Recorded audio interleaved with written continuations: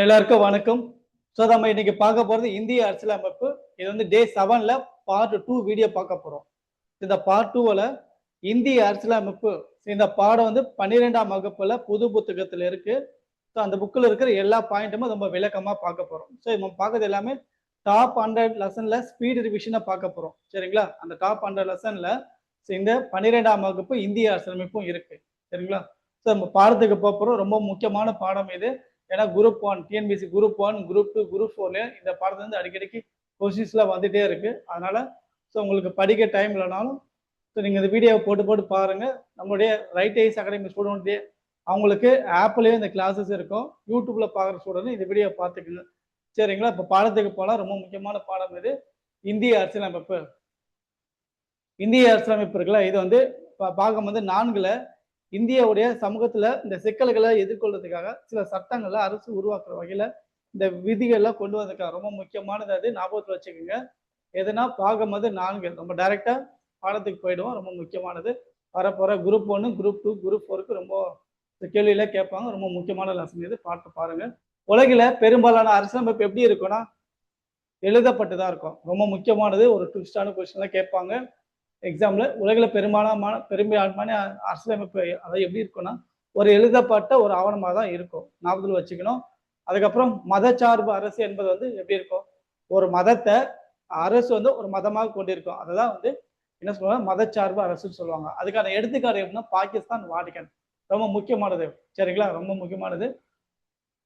பாகிஸ்தான்ல நிறைய பேர் வந்து யாரும் இருப்பாங்க? முஸ்லீம்கள் இருப்பாங்க. வாடிகன்ல கிறிஸ்டின் இருப்பாங்க. ரொம்ப முக்கியமானது. சரிங்களா? அது வந்து ஒரு மதத்தை மட்டும் சார்ந்திருக்கும். அப்புறம் இந்திய அரசியலமைப்புடைய 42வது திருத்த சட்டம் அரசியலமைப்புடைய முகப்பொருள் என்ன சொல்றாங்கன்னா இறையாண்மை, சமதர்மம், மதச்சார்பற்ற மக்களாட்சி குடியரசு என்ற கூறப்பட்டிருக்கு. ரொம்ப முக்கியமானது இது. சரிங்களா? அதை 40ல வச்சுக்கோங்க. 42வது திருத்த சட்டம் அது ரொம்ப முக்கியமானது. 42வது திருத்த சட்டம் இதுதான் என்ன பண்றாங்கன்னா இந்த முகப்பொருளில வந்து இதெல்லாம் சொல்லியிருக்காங்க. என்ன சொல்லியிருக்காங்கன்னா இறையாண்மை, சமதர்மம், மதச்சார்பற்ற மக்களாட்சி குடியரசு என கூறப்பட்டிருக்கு. ரொம்ப முக்கியமான கேள்வி இது, கேட்பாங்க. சரிங்களா? அப்புறம் 1976ல 42வது அந்த திருத்த சட்டத்தை கொண்டு வந்தவர் யாருன்னு கேட்பாங்க. முன்னாள் பிரதமர் இந்திரா காந்தி அவர்கள் தான். இதுவும் ரொம்ப முக்கியமானது. தேர்வுல கேட்பாங்க. யார் கொண்டு வந்தாங்க? 42வது திருத்த சட்டத்தை யார் கொண்டு வந்தாங்கன்னு கேட்பாங்க. பிரதமர் இந்திரா காந்தி அவர்கள் தான். சரிங்களா? எந்த வருடம்னா 1976. ரொம்ப முக்கியமான இந்த வருடம் இது. இந்த கேள்வி ரொம்ப முக்கியமானது இது. சரிங்களா? ஞாபகம் வச்சுங்க. அதுக்கப்புறம் நம்ம பார்க்கறது ஸ்பீடு ரிவிஷன் டாப் 100 லெசனு. சரிங்களா? லெசன் போலாம். அரசாங்கத்துடைய நிர்ணய சபையுடைய முதல் கூட்டம் எப்ப நடந்துச்சு? நிறைய வாட்டி நம்ம கிளாஸஸ்ல பார்த்துருக்கிறோம். டிசம்பர் 9ஆம் தேதியில 1946 தான். சரிங்களா? அரசமைப்புடைய நிர்ணய சபையுடைய முதல் கூட்டம் நடந்தது டிசம்பர் 9 1946 நடந்திருக்கு. ரொம்ப முக்கியமான கேள்வி இது. பாகிஸ்தான் பிரிவினைக்கு பின்னாடி அரசமைப்பு சபை வந்து அதாவது அரசமைப்பு நிர்ணய சபை கூடியது எப்ப கூடுறாங்கன்னா ஆகஸ்ட் 14 1947. இது ரொம்ப முக்கியமான கேள்வி. இது போன வாட்டி எக்ஸாமோட கேட்டிருக்காங்க டிஎன்பிசில. சரிங்களா? பாகிஸ்தான் பிரிவினைக்கு பின்னாடி அரசமைப்பு நிர்ணய சபை எப்போ கூடியதுன்னு கேட்பாங்க. எப்போ கூடிச்சுன்னா ஆகஸ்ட் 14 ஞாபகம் வச்சுக்கோங்க. 1947. சரிங்களா? அடுத்தது கேபினெட் மிஷன் என அழைக்கப்படுவது எதுனா இந்த பிரித்தானிய அமைச்சரவை குழு தான். சரிங்களா? கேபினெட் மிஷன் என்பது அப்போதைய அந்த பிரிட்டிஷுடைய அமைச்சரவை குழு. அதுதான் கேபினெட் மிஷன், பிரித்தானிய அமைச்சரவை குழு. சரிங்களா? ஞாபகம் வச்சுங்க. 12ஆம் வகுப்பு புது புத்தகத்துல அரசியலமைப்பை தான் நம்ம பார்த்துட்டு இருக்கிறோம். சரிங்களா? Polity book. அப்புறம் 284 உறுப்பினர்கள் அரசமைப்பை ஏற்றுக்கொண்டு கையெழுத்து போடுறாங்க. சரிங்களா? எப்போனா 26/11/1949. இது ரொம்ப முக்கியமான வருடம் இது. எப்போ எந்த வருடம் 284 உறுப்பினர்கள் அரசமைப்பை ஏற்று கையொப்பம் இட்டாங்க அப்படின்னு கேட்பாங்க கேள்வியில. 26/1 அதாவது 26 நவம்பர் மாதம் 1949. இந்த வருஷத்தை ஞாபகம் வச்சு ரொம்ப முக்கியமானது. சரிங்களா? அரசமைப்புடைய நிர்ணய சபை முதல் கூட்டம் கூடியது எப்பன்னு கேட்பாங்க. எப்ப கூடியதுன்னா டிசம்பர் 9 1946. எந்த இடம்னு கேள்வி கேட்பாங்க. அதையும் ஞாபகம் வச்சுக்கணும். வருடத்தையும் கேட்பாங்க. புதுதில்லியில தான் கூடியிருக்காங்க. எந்த வருடம்னா ஞாபகத்தில் வச்சுங்க 1946 டிசம்பர் 9. ஏன்னா இது ரொம்ப முக்கியமான கேள்வி இது. நிறைய வாட்டி கேட்டிருக்காங்க. சரிங்களா? அப்போ இந்த கூட்டத்தினுடைய அதனுடைய பொருள் எதுக்காக இந்த கூட்டம் கூட்டினாங்கன்னா ஒரு தற்காலிக தலைவரை தேர்ந்தெடுக்கிறதுக்கு தான். அதையும் ஞாபகத்தில் வச்சுக்கணும். ரொம்ப முக்கியமானது. சரிங்களா? அதுக்கப்புறம் அரசமைப்பு நிர்ணய சபையுடைய அந்த தற்காலிக தலைவரை தேர்ந்தெடுக்கிறாங்களே, தேர்வு செஞ்சவர் யாருன்னா டாக்டர் சச்சினந்த சின்ஹா. இவரை தான் ஒரு தேர்வு செய்யறாங்க. இவர் வந்து இந்த டாக்டர் சச்சினந்த சின்ஹா அவர்கள் ஒரு தேர்வு செய்யப்பட்ட ஒரு நபர் அவர். சரிங்களா, ஞாபகத்தில் வச்சுக்கணும். ரொம்ப முக்கியமானது. இவரை இந்த டாக்டர் சச்சினந்த சின்ஹா இவரை வந்து தலைமை ஏற்கணும் அப்படின்னு சொல்லி அவர் தான் அதை தலைமையேற்று நடத்தணும் அப்படின்னு சொல்லி கேட்டுக்கொண்டவர்னு கேட்பாங்க. யாருன்னா ஜேபி கிருபலானி கேட்கிறாரு. இல்லப்பா நீங்க போய் தலைமையேற்று நடத்தணும்னு கேட்டவர் ஜேபி கிருபலானி தான். சரிங்களா, ரொம்ப முக்கியமானது கேள்வி. இது ரொம்ப முக்கியமான பாயிண்ட். அப்புறம் அரசியலமைப்பு நிர்ணய சபை அரசமைப்புக்கு ஒப்புதல் தருவதாக இறுதியாக கூடியது எப்போ அப்படி கூடிச்சுன்னு பார்ப்போம். ஒரு நிமிஷம்.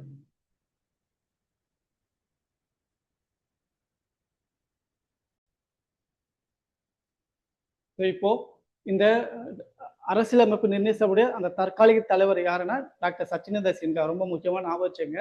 இவரை வந்து தேர்வு தான் செய்யறாங்க. சரிங்களா, இவரை வந்து இந்த டாக்டர் சச்சினந்த சின்ஹா அவர்கள் தலைமையேற்று நடத்தணும் அப்படின்னு கேட்டுக்கொண்டவர் வந்து ஜேபி கிருபலானி. ரொம்ப முக்கியமான கேள்வி இது. கொஞ்சம் ட்விஸ்டா இருக்கும், பாத்துங்க. எக்ஸாம்ல தேர்வுல கேட்பாங்க. அப்புறம் அரசமைப்பு நிர்ணய சபைக்கு அந்த அரசமைப்புக்கு வந்து ஒப்புதல் தருவதாக இறுதியாக கூடுறாங்க. எப்போ? கொஸ்டின் ரிப்பீட் பண்றேன்.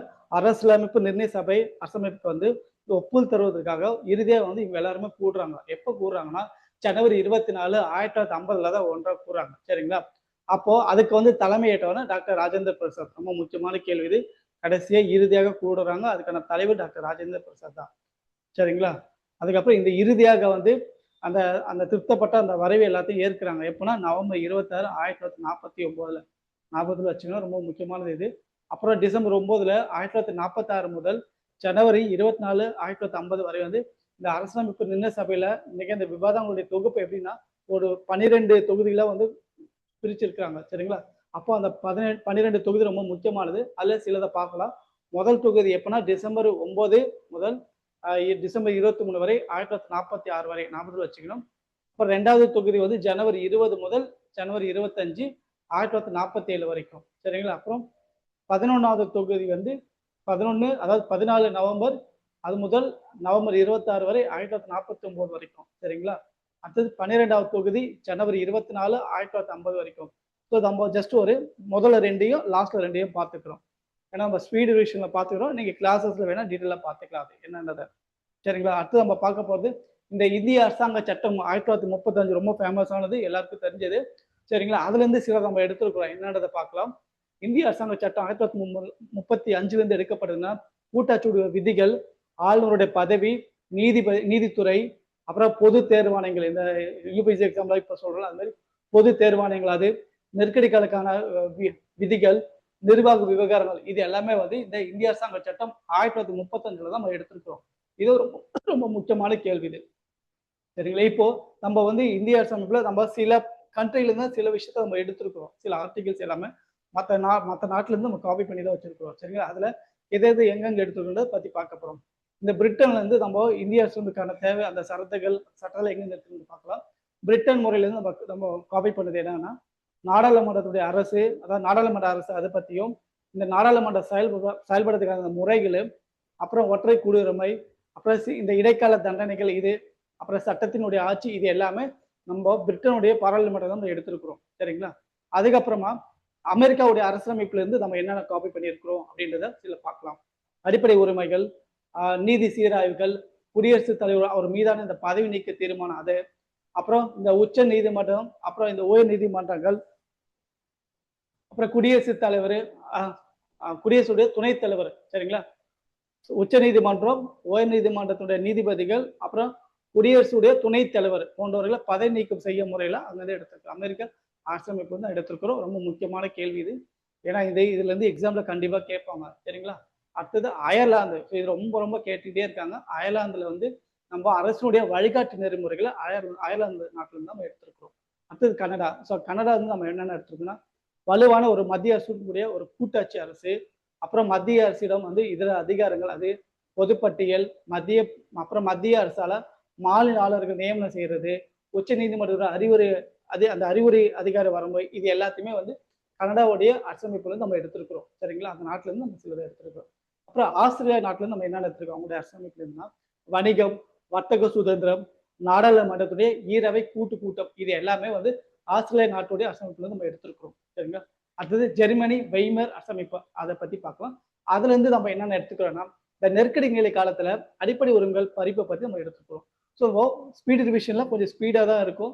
சரிங்களா? 1, 2 முன்னாடி பாருங்க. அதே மாதிரி நம்ம இதை கிளாஸ் வரைக்கும் கொண்டு போயிட்டு இருக்கிறோம். அதனால நான் 1, 2 முறை ரிவிஷன் பண்ணிட்டே இருக்கேன், ரிப்பீட் பண்ணிட்டே இருக்கிறேன். சரிங்களா? ஆஸ்திரேலியாவில் என்னன்னா வர்த்தக சுதந்திரம், நாடாளுமன்ற ஈரவை கூட்டு கூட்டம், இது எல்லாமே ஆஸ்திரேலியா எடுத்திருக்கோம். அயர்லாந்துல அரசினுடைய வழிகாட்டி நெறிமுறை எல்லாத்தையுமே அயர்லாந்து நாட்டில இருந்து நம்ம எடுத்திருக்கிறோம். சரிங்களா?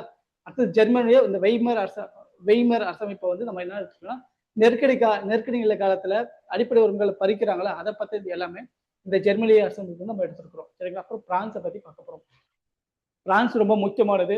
குடியரசு, அப்புறம் முகப்புறையில சுதந்திரம், அதாவது இந்த குடியரசு, முகப்புறையில சுதந்திரம், சமத்துவம், சகோதரத்துவம், இதெல்லாமே பிரான்ஸ் நாட்டுல இருந்து நம்ம எடுத்துக்கிறோம். சரிங்களா? அப்புறம் சோவியத் யூனியன்ல இருந்து நம்ம ரொம்ப என்னென்ன இடத்துக்கு வந்து பார்க்க போறோம். இந்த கேள்வி அடிக்கடி கேட்பாங்க இந்த பாடத்துல இருந்து. இந்த அதாவது சோவியத் யூனியன் நம்ம என்ன எடுத்துக்கிறோம்னா அடிப்படை கடமைகள் தான். சரிங்களா? அடிப்படை கடமை நம்ம எங்க இருந்து காப்பி பண்ணியிருக்கிறோம்னா சோவியத் யூனியன் அவங்களுடைய அசம்பிளி தான் எடுத்திருக்கிறோம். ஸோ இந்த முகப்புறையில சமூகம், பொருளாதார, அரசியல், அப்புறம் நீதியுடைய மாண்புகள், அடிப்படை கடமைகள், இதை எல்லாமே அதுக்கப்புறம் 42வது திருத்தத்துல 42வது அரசமைப்பு அந்த திருத்தம் பண்ணாங்க. அதுல வந்து இதெல்லாம் உறுதிப்படுத்திருக்காங்க. இதை ஞாபகத்தில் வச்சுக்கணும். இது எல்லாமே வந்து அந்த சோவியத் யூனியனுடைய அந்த நாட்டை நம்ம காப்பி பண்ணியிருக்கோம். நம்ம வச்சுக்கோங்க. அடிப்படை கடமையினாவே சோவியத் யூனியன் தான் ரொம்ப ஞாபகத்தில் வச்சுக்கணும். ரொம்ப முக்கியமான கேள்வி அது.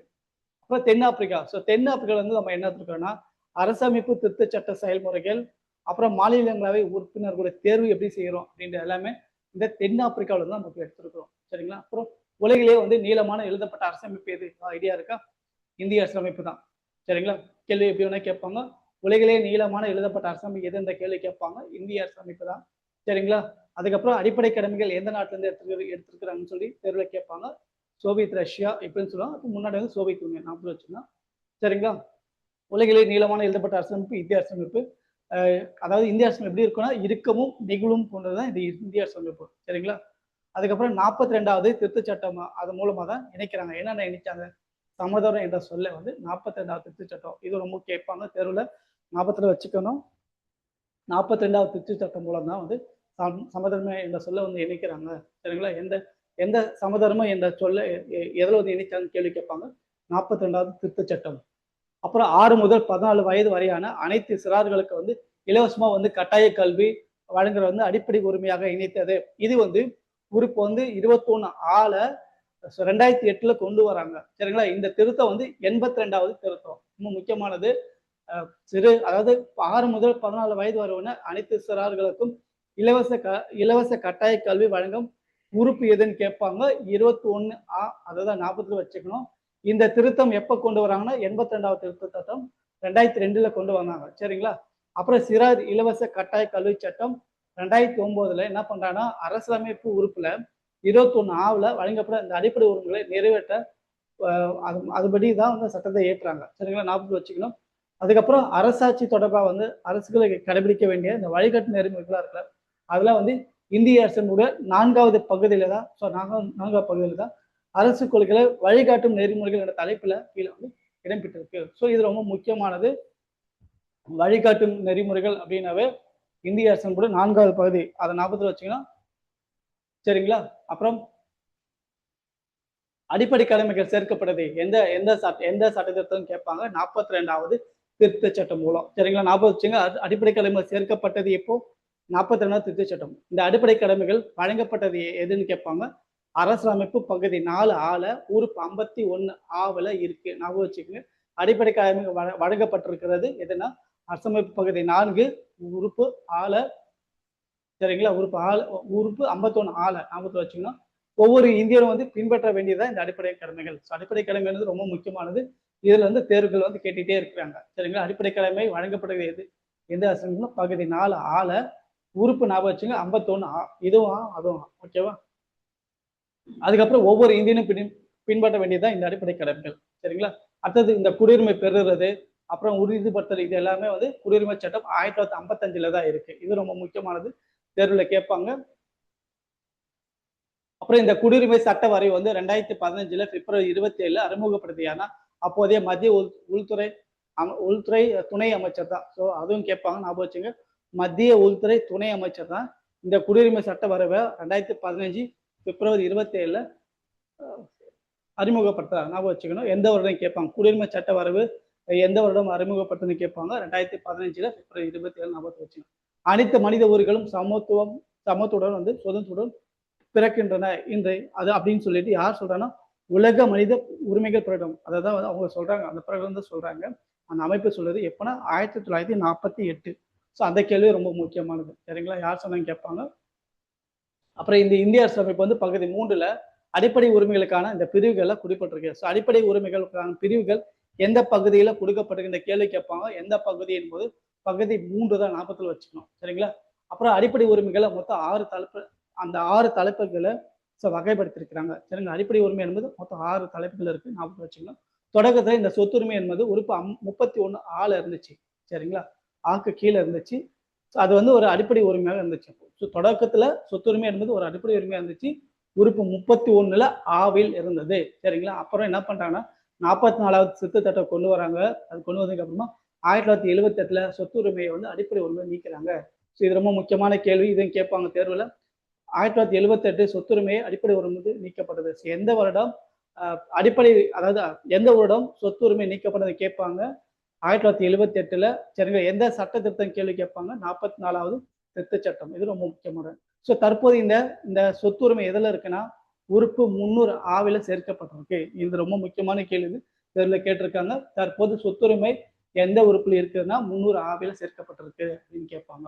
சரிங்களா? இது மூலம் வந்து இந்த சொத்து உரிமையில இருக்க இதை வந்து ஒரு சட்ட உரிமையா வந்து தற்போது வந்து கருதப்படுறாங்க. சரிங்களா? ரொம்ப முக்கியமான கேள்வி இதெல்லாம். அதுக்கப்புறமா என்ன பண்ணோம்னா இந்த மத்திய அரசு வந்து குறைந்த அளவிலான அதிகாரம் மட்டுமே தான் இருக்க வேண்டிய இந்த கருத்தை யார் சொல்றா? காந்தி அவர்கள் தான் சொல்லியிருக்காரு. மத்திய அரசு கிட்ட எல்லா அதிகாரமும் கொடுக்கக்கூடாது, குறைந்த அதிகாரம் மட்டும்தான் மத்திய அரசு கிட்ட கொடுக்கணும். இந்த வார்த்தை இதை சொன்னவர் காந்தி அவர்கள் தான். சரிங்களா? அப்புறம் கிராம தலைவர்கள் அதனுடைய உறுப்பினர்களை கொண்டுதான் இந்த கிராமங்கள் வந்து தமக்கு தாமே ஆட்சி செய்து கொள்ள வேண்டும் என்று கூறியவர் காந்தி தான். ரொம்ப முக்கியமான கேள்வி இது. இந்த 2 பாயிண்ட் ரொம்ப முக்கியமான தேர்தலை கேட்பான், ஞாபகம் வச்சுங்க. ஸோ கிராம தலைவர்கள் தான் அதனுடைய உறுப்பினர்களை கொண்டுதான் கிராமங்கள் தமக்கு தாமே ஆட்சி செய்து கொள்ள வேண்டும் என்ற கருத்தை கூறியது சொன்னவர் யாருன்னா காந்தி அவர்கள் தான். சரிங்களா? கிராமம் என்பது வந்து இந்த வகுப்புவாதம், ஜாதி அமைப்பு போன்ற கொடுமைகளுக்கான யதார்த்தத்தை கொண்டு இருக்கிறது. அதனால வந்து இந்த சிறுபான்மையை வந்து புறக்கணிக்கப்படுறாங்க. அதனால அந்த நிலைகளை உருவாக்கும் என்று காந்தி வந்து, அதாவது இதை வந்து உருவாகும் என்று கருதுறாரு அம்பேத்கர். ஞாபகத்தில் வச்சு கிராமம் என்பது இந்த வகுப்புவாதம், ஜாதி அமைப்பு போன்ற கொடுமைகளுக்கெல்லாம் வந்து அதனால நடப்பாங்க. அதனால வந்து சிறுபான்மையினர் வந்து புறக்கணிக்கப்படுவாங்க. அந்த நிலையில உருவாகும். இதெல்லாம் வந்து இந்த கருத்தை சொன்னவர் அம்பேத்கர் அவர்கள் தான். ஞாபகத்தில் வச்சு அம்பேத்கர் தான் என்ன சொல்றாரு? இந்தியாவில் வாழ்ற கடைகோடி ஏழைகள் கூட தன்னுடைய நாடு என்பது வந்து உணர்வு நிலை வந்து உருவாக்கி அதுல எவராது குரல் வலுவாக உயரும் வகையில ஒரு வலிமையான இந்தியாவை உருவாக்க நான் பாடுபடுவேன் என்று சொன்னவர் யாருன்னா காந்தி தான் சொல்லியிருக்காரு. அது ரொம்ப முக்கியமானது. இந்த கேள்வி இந்தியாவில் வாழும் கடைகோடி ஏழைகள் கூட அந்த வார்த்தை வந்தாவே காந்தி அவர்களை போட்டுருங்க. சரிங்களா? அப்புறம் பஞ்சாயத்து ராஜ் அமைப்பு மூலமா வந்து மக்களுடைய கரங்களை தான் அதிகாரம் இருக்க வேண்டும் இந்த தேவையை காந்தி எப்போதும் வலியுறுத்திக்கிட்டே இருக்கிறாரு. ஸோ பஞ்சாயத்து ராஜ் அமைப்பு மூலமாக மக்களுடைய கரங்களில் அதிகாரம் இருக்க வேண்டும். இந்த வார்த்தையை, இந்த கருத்தை சொன்னவர் யாருன்னா காந்தி அவர்கள். எக்ஸாம்ல கேட்பாங்க, ஞாபகம் வச்சுங்க. சரிங்களா? மக்களிடம் எந்த அளவுக்கு அதிகாரம் இருக்கிறதோ அந்த அளவுக்கு வந்து இது மக்களுக்கு சிறந்த பயன் அளிக்கும். இதை யார் சொன்னா? இதையும் காந்தி அவர்கள் தான் சொல்லியிருக்காரு. ஸோ இந்த பாயிண்ட் எல்லாமே நான் பேசுறது எல்லாமே ரொம்ப முக்கியமானது. இதில் கேட்பாங்க, ஞாபகத்தில் வச்சுக்கணும். சரிங்களா? கிராம சபையிலும், அதாவது கிராம சுவராட்சியிலும் என்ற தன்னுடைய கருத்தை வந்து அருகாமையில வாழ்வோட ஒரு முக்கியமான விற்பனைக்கான சுதந்திரம், அப்புறம் இது அதாவது சார்பு கொண்ட இது எல்லாமே ஒரு முழுமையான குடியரசு கொண்டதாக இருக்கணும். இதெல்லாம் சொன்னது காந்தி அவர்கள் தான். அடுத்தது கிராமங்கள் என்பது வந்து அறியாமை மற்றும் வகுப்புவாதத்தின் இருப்பிடம். இதை சொன்னவர் அம்பேத்கர். கிராமங்கள் என்பது அறியாமை மற்றும் வகுப்புவாதத்துடைய இருப்பிடம். இந்த கருத்தை சொன்னவர் அம்பேத்கர் அவர்கள் தான். சரிங்களா? இது எல்லாமே 12ஆம் வகுப்புல புது புத்தகத்துல இருக்கு.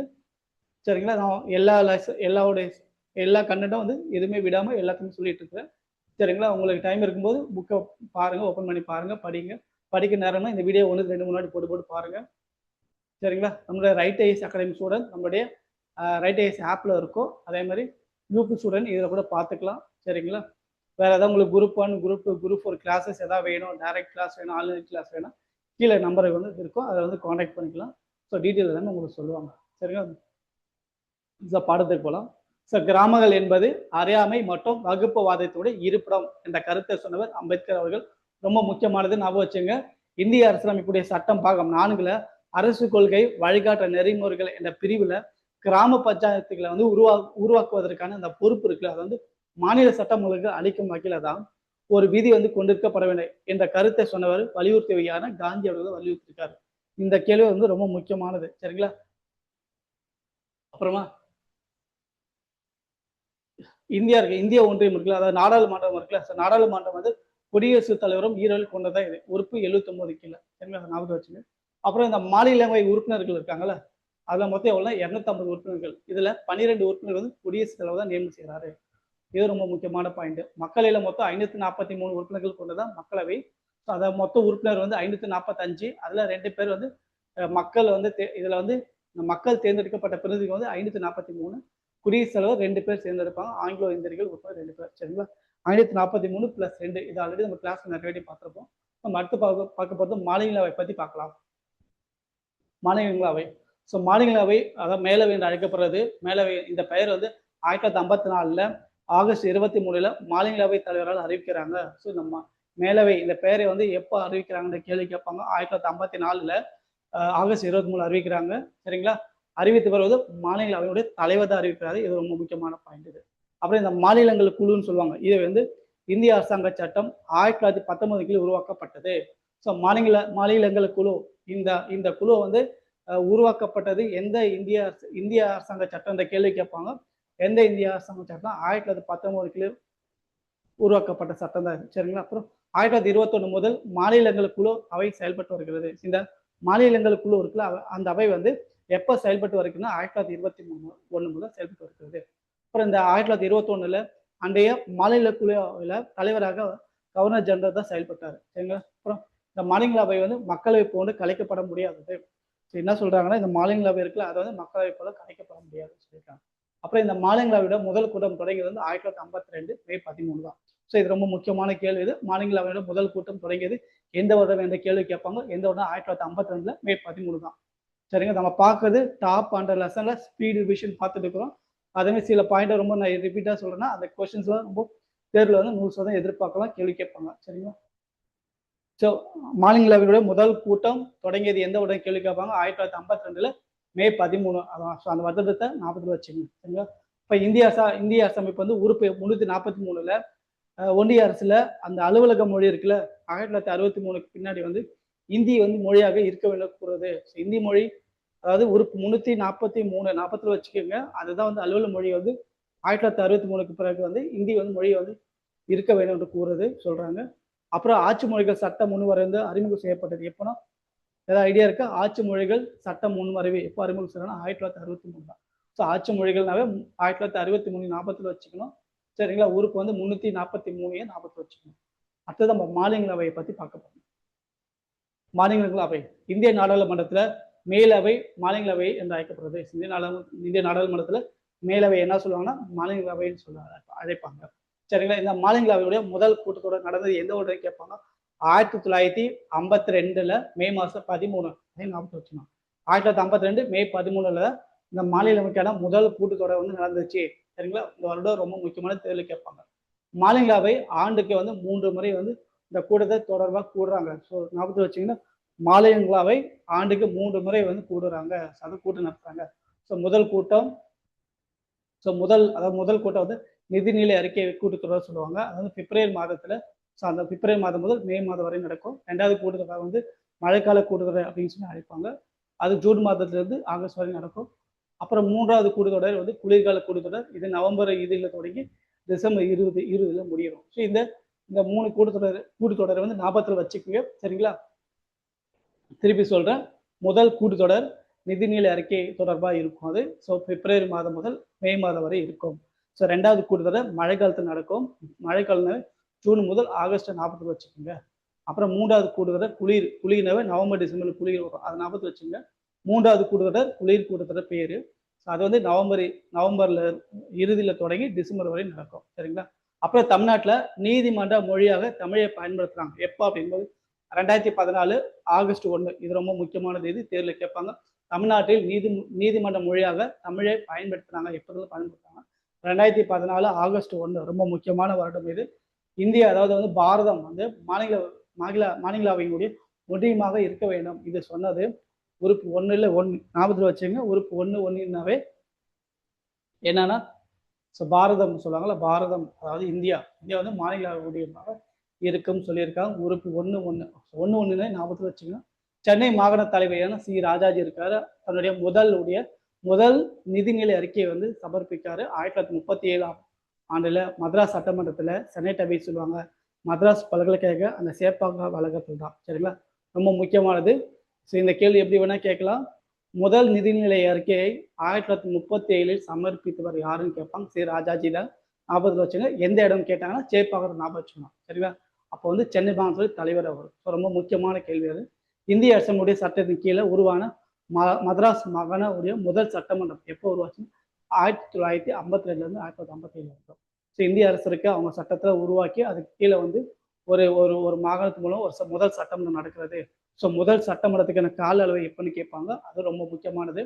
சரிங்களா? விடுதலைக்கு பிறகு 1952 1957 ஞாபகத்தில் வச்சுக்கணும். ராஜாஜி அரசு வந்து கொண்டு வந்தது தான் இந்த அடிப்படை கல்வி திட்டம். சரி, இதை வந்து இந்த பல எதிர்கட்சிகள் எதிர்க்கிறாங்க. சரிங்களா? ஞாபகத்தில் வச்சுக்கணும். ராஜாஜி அரசு கொண்டு வந்ததுதான். ராஜாஜி அரசு கொண்டு வந்தது தான் அடிப்படை கல்வி திட்டம். எப்போனா 1952 57 வரைக்கும் இதை வந்து எதிர்கட்சிகள் பல பேர் வந்து எதிர்த்தார்கள். ராஜாஜி அரசு கொண்டு வந்த அடிப்படை கல்வி திட்டத்தை ரத்து செய்த ரொம்ப முக்கியமான கேள்வி இது. எக்ஸாம்ல கேட்டிருக்காங்க. ரத்து செய்தவர் காமராஜர் அவர்கள் தான். ராஜாஜி கொண்டு வந்த அடிப்படை கல்வி திட்டத்தை ரத்து செய்தவர் யார் என்ற கேள்வி கேட்பாங்க தேர்வுல. நிறைய வாட்டி இந்த கேள்வி கேட்டிருக்காங்க. காமராஜர் அவர்கள் தான். அடுத்தது 1954 காமராஜர் அமைச்சரவையில கல்வி அமைச்சராக இருந்தவர். ராஜாஜி அரசு கொண்டு வந்த கல்வி திட்டத்தை ரத்து செய்தவர் காமராஜர். ரொம்ப முக்கியமான கேள்வி இது. சரிங்களா? அப்புறம் 1954 காமராஜர் அமைச்சரவையில கல்வி அமைச்சராக இருந்தவர் யாருன்னு கேட்பாங்க. சுப்பிரமணியம். இந்த கேள்வியும் அடிக்கடி கேட்டிருக்காங்க. இது ரொம்ப முக்கியமானது. வரப்போற குரூப் 4 குரூப் 2 குரூப் 1 கண்டிப்பா இந்த பாட்டை வந்து கேள்விகள் 100% எதிர்பார்க்கலாம். தைரியமா படிக்கலாம். கேள்வி வரும் இதுல இருந்து. சரிங்களா? அதுக்கப்புறம் 1967 திமுக ஆட்சிக்கு வந்துச்சு. 1967 யார் வராங்கன்னா திமுக ஆட்சிக்கு வந்தது முதல்வராக பதவியேற்ற அண்ணாதுரை தான். இது ரொம்ப ஞாபகத்தில் வச்சு 1967 முதல்வராக பதவியேற்ற யாருன்ற கேள்வி கேட்பாங்க. அண்ணாதுரை. சரிங்களா? அப்போ வந்து திமுக ஆட்சி வந்தது. அப்போ வந்து திமுக ஆட்சியில் இருந்தார் அண்ணாதுரை. ஞாபகத்தில் வச்சுங்க. அண்ணாதுரை முதல்வராக பதவியேற்ற ஆண்டு எந்த வருடம் எந்த தேர்வு கேட்பாங்க. தேர்வு கேட்கும்போது எந்த வருடம்னா 1967 ஞாபகத்தில் வச்சுக்கணும். சரிங்களா? நான் இப்போ இந்த பேசுகிற இந்த கிளாஸஸ் எல்லாமே ரொம்ப முக்கியமானது. சரிங்களா?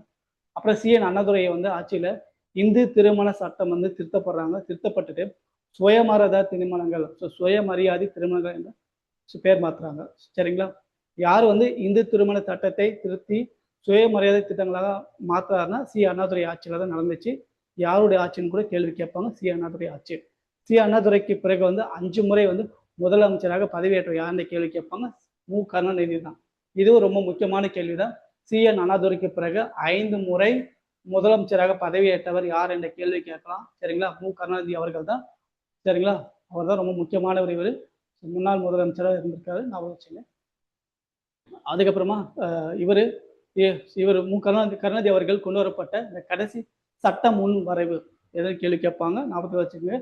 எதுனா பிற்படுத்தப்பட்ட வகுப்பினருக்கான இடஒதுக்கீடுகள், யாருக்கு? முஸ்லிம்களுக்கு, கிறிஸ்தவர்கள சிறப்பு உள் ஒதுக்கீடு, இது எல்லாமே கொடுக்கறதுக்காகவும். சரிங்களா? அப்புறம் இந்த பட்டியல் இனத்தவர்கள், பழங்குடியினர்கள், இவங்களுக்குலாம் வந்து, அப்புறம் அருந்தியர்கள், இவங்களுக்குலாம் வந்து உள் ஒதுக்கீடு வழங்குறதுக்கெல்லாம் வந்து இடஒதுக்கீடு. சரிங்களா? கடைசியா வந்து கருணாநிதி அவர்கள் கொண்டு வரப்பட்ட சட்டமுறையினாவே ஞாபகத்தில் வச்சுக்கணும். இடஒதுக்கீடு மனசுல ஞாபகத்தில் வச்சுக்கணும். அதுவும் ரொம்ப முக்கியமான கேள்வி. அதுக்கப்புறம் அனைத்து இந்திய அண்ணா திராவிட முன்னேற்ற கழகத்தில் அதில் எம்ஜிஆர் தலைமையிலான 10 ஆண்டு கால ஆட்சி நடந்துச்சு. எந்த வருடம் என்ற கேள்வி கேட்பாங்க. எந்த வருடம்னா 1977 1987 வரை. ரொம்ப முக்கியமான கேள்வி இது, கேட்கலாம்.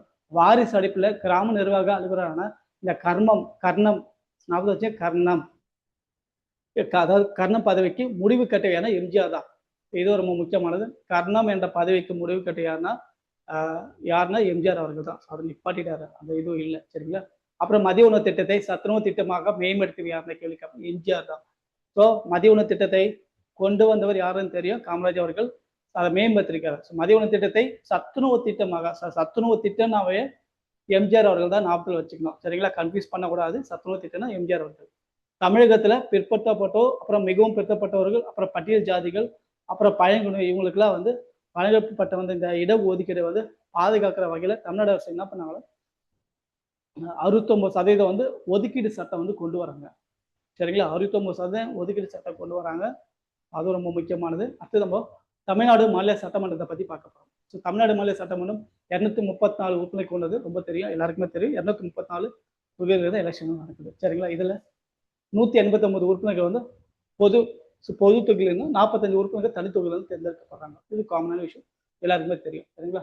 அப்புறம் 1952 வந்து பொது தேர்தல் தொடர்ந்து சட்டமன்றத்துல முதல் கூட்டம் கூடியது எப்போன்னு கேட்பாங்க. 3/5/1952 தான் சட்டமன்றத்தில் பொது தேர்தல் நடக்கிறது. ரொம்ப முக்கியமான கேள்வி இது. ஸோ 1952 பொது தேர்தல் நடக்கிறாங்க. சட்டமன்றத்தில் முதல் கூட்டத்தொடர் நடந்துச்சு 3/5/1952. இது ரொம்ப முக்கியமானது. அப்புறம் அரசமைப்புடைய உறுப்பு 333 கீழே ஆங்கிலோ இந்திய பிரதிநிதி ஒருவர் ஆளுநர் நியமிக்கப்படுறாரு. ஸோ ஆங்கிலோவுடைய அதாவது அரசமைப்புடைய உறுப்பு 40 வச்சுங்க 333 கீழே தான் ஆங்கில இந்திய பிரதிநிதியான ஒருவர் வந்து ஆளுநரால் நியமிக்கப்படுறாங்க. சரிங்களா? 15வது தமிழக சட்டமன்றம் அமைக்கப்படுது. 15வது தமிழக சட்டமன்றம் அமைக்கப்படுறது வந்து 21/5/2016. ஞாபகம் வச்சுங்க, 21ஆம் தேதி மே மாதம் 2016 தான் 15வது தமிழக சட்டமன்றம் அமைக்கப்பட்டுச்சு. ரொம்ப முக்கியமானது. அடுத்து நம்ம பார்க்க போகிறது பொது கணக்கு குழு பத்தி பார்க்கலாம். மக்களவை உறுப்பினர்கள் இருந்து ஒருவர் பொது கணக்கு குழு தலைவராக மக்களவை தலைவர் நியமிக்கப்படுறாரு. சரிங்களா? முறையாக வந்து எதிர்கட்சி உறுப்பினர் ஒரே ஒரு தான் பொது கணக்கு குழு தலைவர் வந்து மக்களவை தலைவராக நியமிக்கப்பட்டிருக்காரு. எந்த உடனே 1967 1968 வரைக்கும். சரிங்களா? அப்புறம் பொது கணக்கு குழு மக்களவை தலைவர் கட்டுப்பாடு கீழ் இயங்கும் ஒரு நாடாளுமன்ற குழுவாக கருதப்படுது. அதுக்கப்புறம் 1950 ஜனவரி முதல் 2018 ஏப்ரல் வரை வந்து இந்த குழு வந்து 1596 அறிக்கைகளை தாக்கல் செய்திருக்கு. இது ரொம்ப முக்கியமானது. சரிங்களா? அதுக்கப்புறம் இந்திய அரசு சட்ட உறுப்பு இருக்குல்ல 368 கீழே நாடாளுமன்றத்துக்கு வழங்கப்பட்டுள்ள இந்த அரசமைப்பு அதிகாரங்களை பயன்படுத்தி அரசமைப்புல வழங்கப்பட்டிருக்க இந்த எந்த ஒரு சட்டத்தையும் வந்து சேர்க்கலாம், நீக்கலாம், இல்லை மாறுதல் செய்யலாம். சரிங்களா? அதெல்லாம் பண்ணலாம். ஸோ அவங்களுக்கு வந்து அதிகாரம் கொடுக்கப்பட்டிருக்கு. நாடாளுமன்றத்துக்கு தான் அதிகாரம் இருக்கு, வேற யாருக்கும் இல்லை. சரிங்களா? அப்புறம் அமைச்சர் அல்லாத உறுப்பினர் வந்து தாக்கல் செய்யும் சட்ட முறை வந்து சட்ட அந்த வரைவு இருக்குல்ல அதை வந்து தனிநபர் முன் வரைவு சொல்லுவாங்க. சரிங்களா? ரொம்ப முக்கியமான கேள்வி வரும். அதுக்கப்புறமா இந்த நாடாளுமன்றத்துல 14 தனிநபர் சட்ட முன்வரைவு மட்டுமே தான் இது வரைக்கும் நிறைவேற்றப்பட்டிருக்கு. அதுல இப்ப என்ன பார்க்க போனா கடைசியா வந்து தனிநபர் சட்ட முன்வரைவு வந்து நிறைவேற்றப்பட்ட ஆண்டு எதுன்னு கேட்பாங்க. எப்படின்னா 1970. அதுவும் நம்ம முக்கியமா ஞாபகம் வச்சுங்க. 1970 கடைசியா வந்து தனிநபர் சட்ட முன்வரைவு நிறைவேற்றப்பட்டிருக்கு. சரிங்களா? அதுக்கப்புறம் இந்த 3ஆம் பாலின நபர்களுக்கான சில உரிமைகளை பத்தி பார்க்கலாம். இந்த 3ஆம் பால் நபர்களான உரிமைகள் சட்ட முன்வரை வந்து கொண்டு வரவையான திருச்சி சிவா அவர் ஞாபகத்தை வச்சுங்க. அவர் வந்து தனிநபர் சட்ட வரை வந்து கொண்டு வராரு. இந்த சட்ட வரை வந்து ஏப்ரல் மாதம் 2015 24 ஆண்டு மேல நிறைவேறிச்சு. சரிங்களா? இது வந்து மக்களவையில் அறிமுகப்படுத்திருக்காங்க. அது வந்து அப்புறம் பார்க்கலாம். அதுக்கப்புறம் இந்த அரசியலமைப்பு சட்ட உறுப்பு 370 இருக்குல்ல, அது என்னன்னா ஜம்மு காஷ்மீருக்கு சிறப்பு தன்னாட்சி வழங்கியது. இது 370 தற்போது வந்து இந்த 370 கிடையாது, ரத்து செஞ்சுட்டாங்க. சரிங்களா? அதுல இருந்து கேள்வி கேட்பாங்க, இப்போ இல்லை. அதுக்கப்புறம் 1974 அன்றைய பிரதமர் இந்திரா காந்தி அவர்கள் வந்து ஜம்மு காஷ்மீர் முதலமைச்சராக நியமிக்கப்பட்டவர் யாருன்னா ஷேக் அப்துல். அவர் தான் 1974 இந்திரா காந்தி அவர்கள் தான் என்ன பண்ணார், ஜம்மு காஷ்மீருக்கு ஒரு முதலமைச்சர் நியமிக்கிறாரு. அவர் பேர் தான் ஷேக் அப்துல். சரிங்களா? ஷேக் அப்துல்லாவை நியமித்தவர் ஹரிசிங். சரி, நியமித்தவர் இவரை வந்து இருக்குன்னு சொல்லி நியமித்தவர். அவர் புரிஞ்சு கூடாது, கன்ஃபியூஸான கேள்வி இது. நியமனம் செய்யப்பட்டவர் வந்து ஷேக் அப்துல்லா. அவரை வந்து நியமித்தவர் வந்து ஹரிசிங். சரிங்களா? காஷ்மீர் மாநில சட்டமன்றத்துடைய ஆயுள் காலம் 6 ஆண்டுகள். சரிங்களா? இது எல்லாமே வந்து பழைய டேட்டா. அது இப்போ மாறி இருக்கு எல்லாமே. சரிங்களா? நம்ம சங்கரலிங்கனாரை பத்தி பார்த்துக்கலாம். அதுக்கப்புறம் ஒரு விஷயம் மறந்துட்டேன், நான் சொல்றேன். இந்த இந்திய அரசினுடைய முதன்மை வரைவாளர் யாருன்னா டாக்டர் பி அம்பேத்கர் தான். இவர் என்ன சொல்றாருன்னா உறுப்பு 370 வரைவை எழுத மறுக்கிறாரு. கேள்வி எப்படி வேணா கேட்கலாம். டாக்டர் அம்பேத்கர் தான் உறுப்பு சொல்லலாம், அதாவது சட்டப்பிரிவு 370 சொல்லுவாங்க. உறுப்புனா சட்டப்பிரிவு 370 வரை வந்து எழுத மறுக்கிறாரு. ரொம்ப முக்கியமான கேள்வி இது. சட்டப்பிரிவு 370 அதை வந்து எழுத மறுத்தவர் யாருன்னா டாக்டர் பி ஆர் அம்பேத்கர் தான். சரிங்களா? இந்த அந்த சட்டப்பிரிவு உறுப்பை வந்து 370 பிரிவை எழுதியவர் யார் என்ற கேள்வி கேட்பாங்க. கோபால சுவாமி அவர்கள் தான். இது ரொம்ப முக்கியமான கேள்வி. இது தேர்வுல அடிக்கடி கேட்பாங்க, எக்ஸாம்ல வரும். அடுத்த சங்கரலிங்கனை பத்தி பார்க்கலாம். இவரும் வந்து தமிழ்நாடுக்கு சில முக்கியமான பண்ணியிருக்காரு. இவருடைய சங்கரலிங்கனா இவர் வந்து இவருடைய பெற்றோர் வந்து கருப்பசாமி வலியம்மாள்.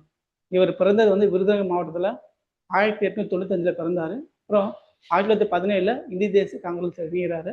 அப்புறம் 1930 காந்தியுடன் தண்டி உப்புகிறாரில் வந்து ஈடுபடுறாரு. அப்புறம் மதராஸ் மாநிலத்துக்கு வந்து தெலுங்கு பேசும் மக்களை பிரித்து சென்னையை தலைநகராக கொண்டு தனி மாநிலம் அமைக்க வேண்டிய கருத்தை வந்து தெரிவிக்கிறாரு. அப்புறம் பொட்டி ராமல வந்து 1952 உண்ணாவிரத போராட்டம் நடத்துறாரு. தனி மாநிலம் அமைக்க வேண்டும் என்று பொட்டி ஸ்ரீராமுல 40 வச்சுங்க 1952 உண்ணாவிரதம் போராட்டம் நடத்துறாரு. பொட்டி ராமுல பத்தி பார்க்கலாம். இந்த பொட்டி ஸ்ரீராமுல வந்து உண்ணாவிரத போராட்டம் நடத்தினார். எப்ப நடத்துறாருன்னா வருடம் ரொம்ப முக்கியமானது 1952. அப்புறம் 1956 மதராஸ் மாநிலத்தை தமிழ்நாடு என பெயர் மாற்றம் செய்ய வேண்டும் கோரி சங்கரலிங்கர் வந்து உண்ணாவிரதம் தொடங்குறாரு. சரிங்களா? எப்போ பொட்டி ஸ்ரீராமுல உண்ணாவிரத போராட்டம் நடந்தது 1952. சரிங்களா? இப்போ இங்க சங்கரலிங்கர் வந்து 1956 பின்னாடி வந்து மதராஸ் மாநிலத்தை தமிழ்நாடு மாற்றம் சொல்லி பெயர் மாற்றம் சொல்றாரு. 1956 சங்கரலிங்கர் உண்ணாவிரதம் தொடங்குறாரு. ரெண்டு பேருக்கு கன்ஃபியூஸ் வரும். பொட்டி ஸ்ரீராமுல வந்து 1952, அதுக்கப்புறம் சங்கரலிங்கர் 1956. சரிங்களா? வித்தியாசம் இருக்கு, 4 வருஷம் கேப் இருக்கு. அப்புறம் பெயர் மாற்றம் அப்ப சில அந்த 12 கோரிக்கைகள்ல வலியுறுத்தி என்ன பண்றாரு 1956 ஜூலை 27 வந்து விருதுநகர்ல உண்ணாவிரத போராட்டம் தொடங்குறாரு. இந்த கேள்வி கேட்பாங்க. சங்கரலிங்கர் உண்ணாவிரத போராட்டத்தை எந்த வருடம் தொடங்குறாருன்னா 1956 ஜூலை 27 தான். அதுக்கப்புறம் கிட்டத்தட்ட ஒரு 75 நாள் வந்து இவர் வந்து சங்கரலிங்கர் வந்து உண்ணாவிரதம் நடத்துறாரு. அப்புறம் அவர் வந்து இறந்துடுறாரு. சரிங்களா? அப்புறம் அண்ணாதுரை, மாப்போசி, ஜீவனந்தம் இவர் எல்லாருமே வந்து சொல்லி அவர் வந்து அந்த அந்த உண்ணாவிரத்தில் நிறுத்தல. அப்படியே கண்டினியூ பண்றாரு. அப்புறம் இறந்துடுறாரு. சரிங்களா? எத்தனை நாட்கள் கேட்பாங்க? 75 நாட்கள். சரிங்களா? போராட்டம் பண்ணது 75 நாட்கள் உண்ணாவிரதம். அதுக்கப்புறம் சங்கரலிங்கனார் அதுக்கப்புறம் வந்து 76வது நாள்ல சங்கரலிங்கர் உயிர் நீக்கிறார். இறந்தது 76வது நாள். சரிங்களா? 75 நாள் வந்து உண்ணாவிரதம் இருக்கிறாரு. 76வது நாள்ல இறந்துறாரு. சரிங்களா? மதராஸ் மாகாணத்தை தமிழகம் என பெயர் மாற்ற கோரி தியாக சங்கரலிங்கனார் தான் எத்தனை நாட்கள்? 76 நாட்கள் மொத்தம் இறந்தோடு சேர்த்து 20/7/1956 முதல் திருப்பி சொல்றேன் 20ஆம் தேதி ஜூலை மாதம் 1956 முதல் 10/10/1956 வரைக்கும் வந்து கிட்டத்தட்ட 76 நாட்கள் உண்ணாவிரதம் இருக்கிறாரு சங்கரலிங்கர். வருடம் ரொம்ப முக்கியமானது. ஜூலை மாதம் 20ஆம் தேதி ரொம்ப முக்கியமானது ஆரம்பிக்கிறாரு. சரிங்களா? மதராஸ் மாநில பெயர் மாற்ற சட்டம் வந்து 1968 மூலம் இந்த மதராஸ் மாநிலம் வந்து தமிழ்நாடு என பெயர் மாற்றம் செய்யப்படுறது. மதராஸ் மாநிலம் தமிழ்நாடு என பெயர் மாற்றம் செய்யப்படுது எந்த வருடம் கேள்வி கேட்பாங்க? 1968 மூலம். சரிங்களா? அப்போ ஒரு சட்டம் கொண்டு வராங்க. மதராஸ் மாநில பெயர் மாற்ற சட்டம் 1968 மூலம் தான். சரிங்களா? அதுவும் முக்கியமானது. காந்தி வழியில உண்ணா நோன்பு இருந்து உயிர்நீத்தவர் தான் சங்கரலிங்கர். சரிங்களா? அப்புறம் தேர்வுக்குழு முறை வந்து இந்த தேர்வுக்குழு முறை வந்து வெஸ்ட் மினிஸ்டர் நாடாளுமன்ற மக்களாட்சி முறை வந்து பிறந்ததான் அதை சொல்லுவாங்க. அப்புறம் சில முக்கியமான பாயிண்ட் மட்டும் பார்த்துக்கலாம். வரதட்சணை ஒழிப்பு சட்டம் வந்து 1956 ஞாபகம் வச்சுக்கோங்க. அதுக்கப்புறம் 9 மே மாதம் 1961 வரதட்சணை ஒழிப்பு சட்டம் கொண்டு வராங்க. ரொம்ப முக்கியமானது. அப்புறம் இது ரொம்ப முக்கியமானது பயங்கரவாத தடுப்பு சட்டம் கொண்டு வந்தது மார்ச் மாதம் 2002. இது ரொம்ப முக்கியமான தேர்தல் கேட்பாங்க. பயங்கரவாத தடுப்பு சட்டம் கொண்டு வரப்பட்ட ஆண்டு கேட்பாங்க மார்ச் 2002. இது ரொம்ப முக்கியமான கேள்விதான். சரிங்களா? இந்த மக்களவையும் மாநிலவையும் சேர்ந்துதான் வந்து இந்திய நாடாளுமன்றம். ரொம்ப முக்கியமானது, கன்ஃபியூஸ் பண்ணிக்காதீங்க. சரிங்களா? இப்போ நம்ம பார்த்தது 12ஆம் வகுப்புல புது புத்தகம். எல்லாத்தையுமே பார்த்துட்டோம். சரிங்களா? ரொம்ப ஸ்பீடு ரிவிஷனாக பார்த்தோம். கிளாஸ் மாதிரி சில பாயிண்ட் எல்லாமே எடுத்துக்கிறேன். ஸ்கூல் புக்கில் எதுவுமே நான் விடலை. சரிங்களா? இந்த பாடம் முடிஞ்சிடுச்சு. நம்மளுடைய ரைட் ஐஸ் அகாடமி ஸ்டூடெண்ட்டும் சரி ஆப்பில் போய் இந்த வீடியோ பார்த்துங்க. யூடியூப் ஸ்டூடெண்ட் இந்த வீடியோவை பார்த்துக்கலாம். எல்லா கண்டனுமே இருக்குது. வரப்போகிற குரூப் 1, குரூப் 2, குரூப் 4க்கும் இந்த வரப்போகிற எக்ஸாம் எல்லாத்துலேயுமே இந்த பாடத்தில் கண்டிப்பாக கேள்விகளாக கேட்பாங்க டிஎன்பிசியில் இருந்து. சரிங்களா? நம்ம நாளைக்கு டே 8ல் அரசாங்க அமைப்புகள் மற்றும் மக்களாட்சி பற்றி பார்க்க போகிறோம். நாளைக்கு வந்து நம்ம 9ஆம் வகுப்புல புதிய புத்தகத்தை நாளைக்கு பார்க்கலாம். பார்ட் 3 வீடியோவில் பார்க்க போகிறோம். சரிங்களா? உங்களுக்கு வேற ஏதாவது classes TNPSC group 1, group 4, UPSC preliminary mains ஏதாவது வேணும்னா கீழே இருக்கிற மொபைல் நம்பர் இருக்குது. அந்த நம்பரை கான்டாக்ட் பண்ணிங்க. கிளாஸஸ் வந்து நீங்கள் ஜாயின் பண்ணிக்கலாம். கிளாஸஸ் லைவாகவும் இருக்கும், டைரக்ட் கிளாஸஸும் இருக்குது. சரிங்களா? ஆப் மூலம் பார்த்தோம், டைரக்டாக பார்த்துக்கலாம். சரிங்களா? நாளைக்கு வீடியோவில் பார்க்கலாம். நன்றி. கிளாஸ் முடிஞ்சிருச்சு. நாளைக்கு பார்க்கலாம். நன்றி.